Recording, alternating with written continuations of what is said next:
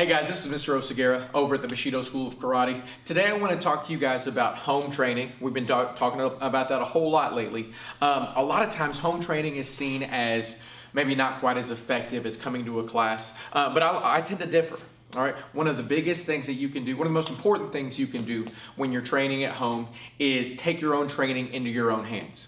I don't know about you guys, but when I'm in my karate class or my jiu-jitsu class, let's say I'm working on a certain kata, I've got a certain technique out, or if I'm doing jiu-jitsu, I've got my partner in front of me, I'm working on a certain throw. I'm worried about the end result. I'm worried about, did I get there in the end? And a lot of times instructors will critique your transitions, or they'll critique the little details that you maybe missed while you were working on getting to the end of that technique. Now, when it comes to training at home, you don't have that. All right, so it's a really good opportunity, like I mentioned earlier, to take your own training into your own hands.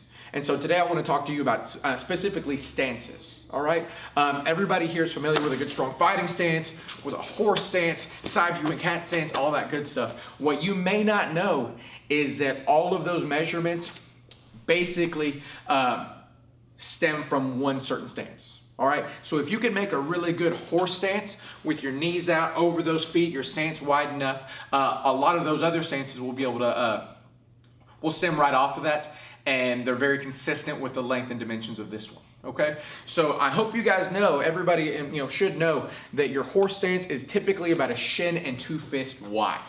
All right, you may not have heard that, but you've definitely heard that your fighting stance is a shin and 2 fists long. You may also not know that your side viewing cat stance is a shin and 2 fists long as well. So if I look at my horse stance, if I'm right here, that's a pretty good horse stance. You might be getting into it traditionally. So I'm taking that left foot up, going up, boom, dropping into that stance. If I get in that stance, what I'm going to do to measure this, because I've got no instructor at home to tell me whether I'm doing it right or not, I'm going to take one knee, I'm going to drive it all the way down to the ground. All right, now I want to make sure that it's straight and pointed towards my other foot. Then I take 2 loose fists.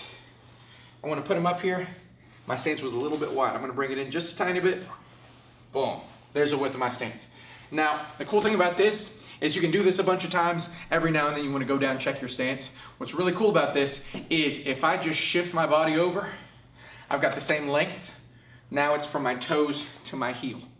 All right, there's my fighting stance. If I turn all the way this way, I turn my back toes out. I'm measuring from heel to heel. There's my side view and cat stance. So with that being said, if you're running a kata, or if you're going up and down the hallway working on a certain stance, it's really, really good to get down every now and then and check for that measurement. Instructors, other karate students are pretty good at looking on the outside. Yeah, that looks pretty correct. But when you don't have that, you kind of get to turn that in on yourself and see whether your stance is correct or not. So that's a really good resource, guys, and it'll really elevate your home training. Hope you guys get some value out of it.